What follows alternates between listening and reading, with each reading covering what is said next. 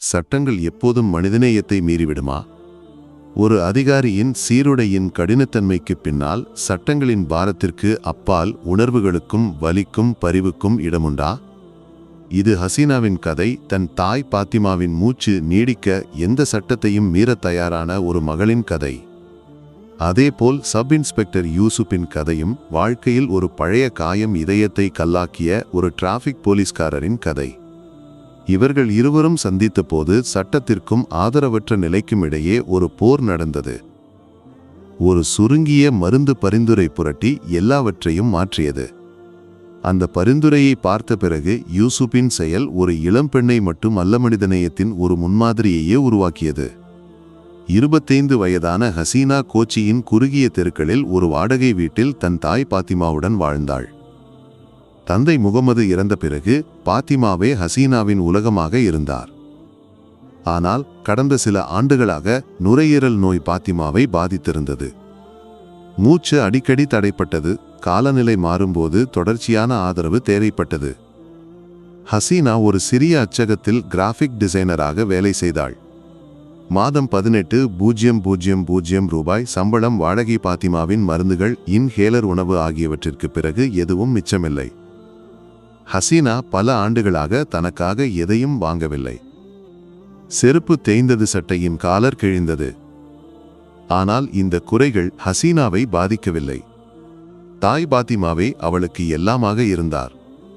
இரவு தூங்காமல் பாத்திமாவின் மூச்சொலியை கேட்டு ஒவ்வொரு மூச்சிலும் ஒரு அறியப்படாத பயம் ஹசீனாவின் இதயத்தில் கூடு கட்டியது. அன்று மதியம் ஹசீனா அலுவலகத்தில் ஒரு முக்கியமான வடிவமைப்பில் மூழ்கியிருக்கையில் தொலைபேசி ஒலித்தது. அயலவர் ஷம்சுதீன் நடுங்கும் குரலில், ஹசீனா, விரைவாக வீட்டிற்கு வா. ஃபாத்திமாவின் நிலை மிகவும் மோசமாக உள்ளது. விழுந்துவிட்டா, மூச்சு விட முடியவில்லை என்றார். மருத்துவர் டிராஃபிக்கில் சிக்கியிருப்பதாகவும் அவர் கூறினார். ஹசீனாவின் இதயம் பதறியது. ஃபாத்திமாவின் மருந்து பரிந்துரையையும் பாக்கெட்டில் இருந்த சில நோட்டுகளையும் எடுத்து முதலாளியின் எச்சரிக்கையையோ வேலை இழக்கப்படுமோ என்ற பயத்தையோ பொருட்படுத்தாமல் அலுவலகத்திலிருந்து வெளியே ஓடினாள். வீடு 10 கிலோமீட்டர் தொலைவில். பஸ்ஸோ ஆட்டோவோ எடுத்தால் 1 மணி நேரம் ஆகும். ஹசீனா நண்பர் ரஷீதை அழைத்து, ஸ்கூட்டர் வேண்டும், அம்மாவின் நிலை மோசமாக உள்ளது என்றாள். ரஷீது ஒரு கணம் யோசிக்காமல் சாவியை கொடுத்தார். ஹசீனா ஸ்கூட்டரில் ஏறினாள். அம்மாவின் மூச்சு மட்டுமே மனதில். ஹெல்மெட் அணிய மறந்தாள். டிராஃபிக் சிக்னல்களையோ பாதையில் உள்ள கூச்சலையோ கவனிக்கவில்லை. பாத்திமாவின் துடிக்கும் முகமே மனதில். பாலாரிவட்டம் சந்திப்பில் டிராஃபிக் போலீஸ் பரிசோதனை நடந்து கொண்டிருந்தது. சப் இன்ஸ்பெக்டர் யூசு 40 வயதான சட்டத்தை கராராக பின்பற்றும் கடுமையான அதிகாரி மேற்பார்வையிட்டார். சட்டத்தை மீறுபவர்கள் யூசுபின் பெயரை கேட்டாலே நடுங்குவார்கள். கவனக்குறைவான வாகன ஓட்டுதலால் ஏற்பட்ட விபத்துகள் யூசுபின் மனதை கல்லாக்கியிருந்தன.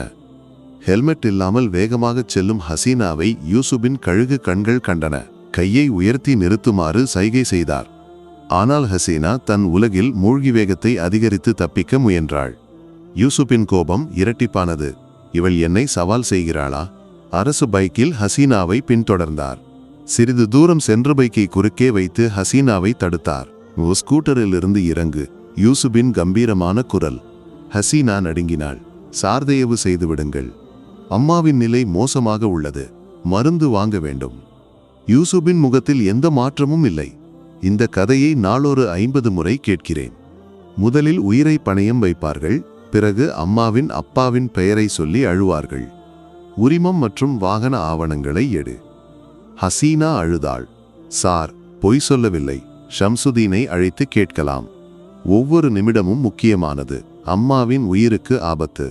யூசுப் சலான் புத்தகத்தை எடுத்து எழுதத் தொடங்கினார். 5000 ரூபாய் அபராதம், 6 மாதத்திற்கு உரிமம் ரத்து. இனி புத்தி வரும். ஹசீனாவுக்கு தோன்றியது, இந்த மனிதர் எதையும் கேட்க மாட்டார். அழுது கொண்டே பாக்கெட்டில் கையை வைத்தாள். பணம் கொடுத்தால் வழி கிடைக்குமா? ஆனால் பாக்கெட்டில் பாத்திமாவின் மருந்து பரிந்துரையும் சில நோட்டுகளும் மட்டுமே இருந்தன. சார், என் வார்த்தையை நம்பவில்லையா?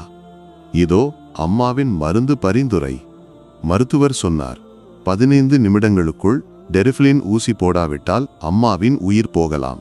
நடுங்கும் கைகளால் ஹசீனா பரிந்துரையை யூசுபை நோக்கி நீட்டினாள். ஆதங்கத்தில் பரிந்துரையுடன் பணமும் கீழே விழுந்தது.